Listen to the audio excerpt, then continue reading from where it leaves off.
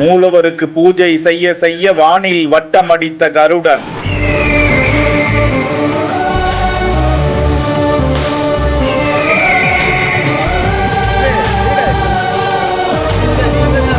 தமிழ் கடவுளாம் முருகப்பெருமானின் இரண்டாம் படை வீடான திருச்செந்தூர் சுப்பிரமணிய சுவாமி கோவிலில் வருடாபிஷேகம் நடந்திருக்கிறது. அந்த கோவில் 2000 ஆண்டுகளுக்கு முன்பு கட்டமைக்கப்பட்டது என வரலாறு இருக்கும் நிலையில் அக்கோவிலின் கருவறையில் இருக்கக்கூடிய மூலவர் சிலை, அந்த முருக சிலையை பிரதிஷ்டை செய்யப்பட்ட நாள் இன்றைய தினம் கொண்டாடப்பட்டிருக்கிறது. அந்த மூலவர் சிலை பல 100 ஆண்டுகளுக்கு முன்பு டச்சுக்காரர்களால் கொள்ளையடிக்கப்பட்டு கடலில் சென்று கொண்டிருந்த போது டச்சுக்காரர்களை பேரலைகள் அச்சுறுத்த அந்த சிலையால் தான் நமக்கு இந்த பிரச்சனை என சிலையை நடுக்கடலில் தூக்கி எறிந்திருக்கிறார்கள். வடமலையப்பர் என்பவரது கனவில் வந்த முருகபெருமான் தான் சிலையாக உள்ளே கிடப்பதாகவும் அங்கே எலுமிச்சம்பழமும் வானில் வட்டமடிக்கும் கருடனும் உனக்கு அந்த இடத்தை சுட்டிக்காட்டுவார்கள், போய் எடுத்து வந்து பிரதிஷ்டை செய் என அறிவுறுத்த அதனை எடுத்து வந்து பிரதிஷ்டை செய்ததாக தல வரலாறு கூறுகிறது. இந்த நிலையில் திருச்செந்தூர் சுப்பிரமணிய சுவாமி கோவிலில் வருடாபிஷேகம் கோலாகலமாக கொண்டாடப்பட்டிருக்கிறது. கும்ப கலசங்களில்